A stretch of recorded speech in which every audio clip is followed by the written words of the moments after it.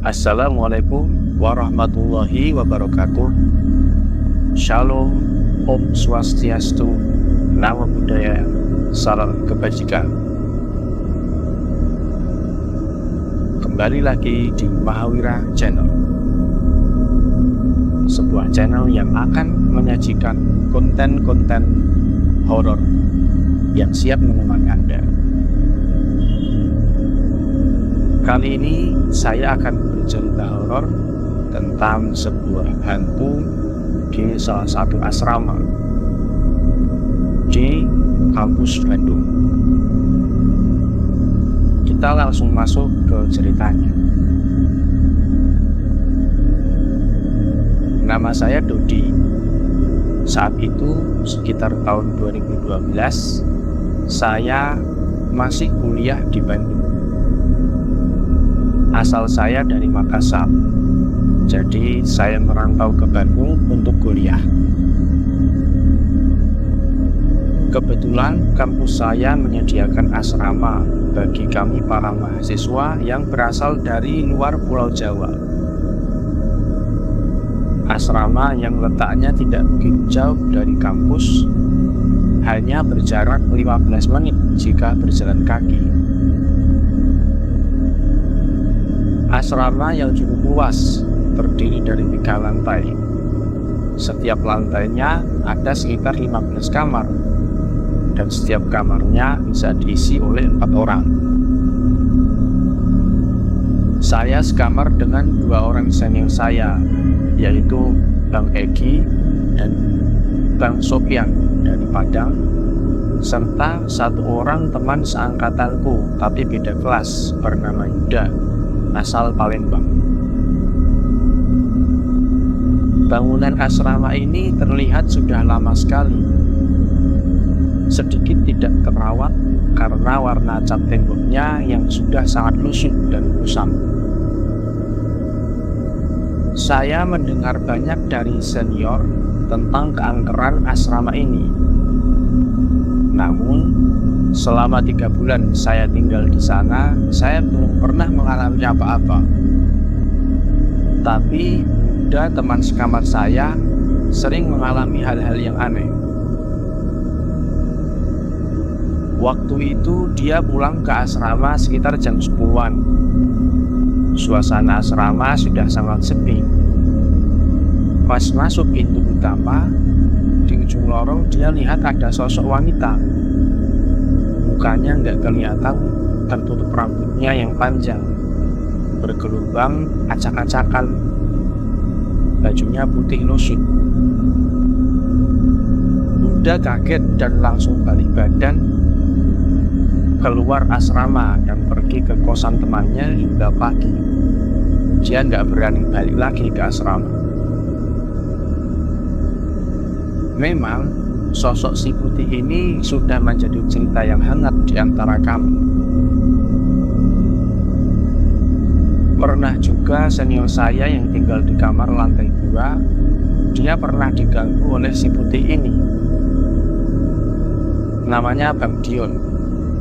Jadi Bang Dion waktu itu lagi di kamarnya sendirian, karena teman-teman sekamarnya sedang ada kegiatan di kampus.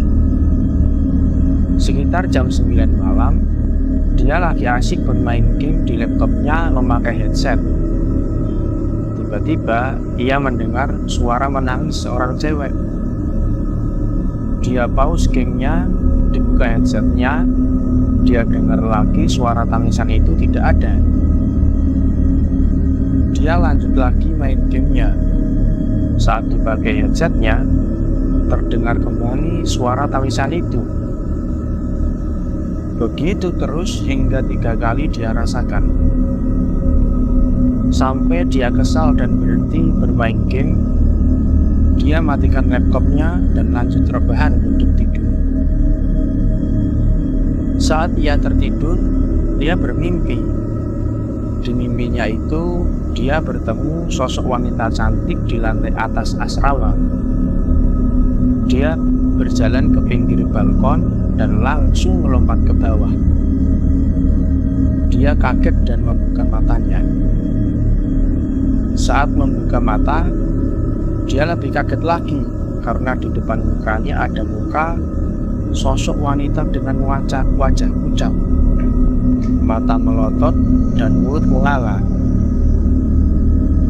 Bahkan badan dia nggak bisa digerakkan, kayak ketinggian gitu, sampai dia pun pingsan dan terbangun esok harinya. Si putih ini juga terkenal jahil. Banyak para mahasiswa yang diusingin sama dia. Saya juga pernah. Sore itu saya sedang rebahan di kamar sambil main HP. Lama-lama saya mengantuk dan ketiduran. Saat itu ada Bang Egi di kamar. Saya terbangun sekitar jam 8 malam. Tapi saya tidak melihat Bang Egi di kamar. Dua rekan sekamar saya yang lain juga belum pulang. Sayup-sayup terdengar suara pingpong dari luar kamar. Pikir saya, mungkin itu anak-anak lagi main tenis meja. Akhirnya saya berjalan keluar kamar, berniat untuk bergabung main juga. Pas saya buka pintu dan melihat keluar, ternyata tidak ada siapa-siapa di area tenis. Bahkan suasana di luar sangat sepi. Spontan bulu saya berdiri merinding. Saya buru-buru masuk kembali ke kamar. Asrama ini kamar mandinya berada di luar kamar. Ada 5 kamar mandi berderet di setiap lantainya. Nah, ada banyak cerita horor juga di kamar mandi ini. Salah satunya dialami oleh saya sendiri. Waktu itu saya pulang futsal di kampus sekitar jam 9 malam. Sesampainya di asrama, saya langsung mandi di kamar mandi paling kanan. Sekilas saya lihat di kamar mandi lainnya terlihat kosong karena pintunya terbuka dan sepi. Saat sedang mandi, saya mendengar ada suara air di sebelah seperti orang sedang mandi. Ada temen nih, pikir saya. Setelah mandi, saya menengok ke sebelah. Posisi pintunya terbuka sedikit. Ku ketuk pintunya berniat ingin tahu siapa di dalam. Tapi tak ada jawaban. Ku buka pintunya, ternyata tak ada siapa-siapa. Bahkan kondisi lantainya kering, tak basah seperti habis ada yang mandi. Seketika saya merinding dan terdengar suara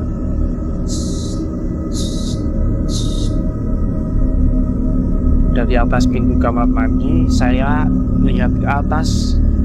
Betapa kagetnya saya. Saya melihat ada sosok perempuan menempel di tembok. Mukanya pucat, penuh darah dari kepalanya. Matanya melotot, mulutnya terbuka sangat lebar.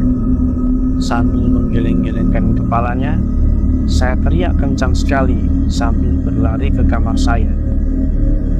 Semua teman-teman saya mendekati saya dan bertanya, ada apa? Saya hanya bisa duduk dan melongo terengah-engah, seakan tak percaya dengan apa yang saya lihat barusan. Baik, itulah salah satu kisah horor di sebuah asrama kampus ya di daerah Bandung.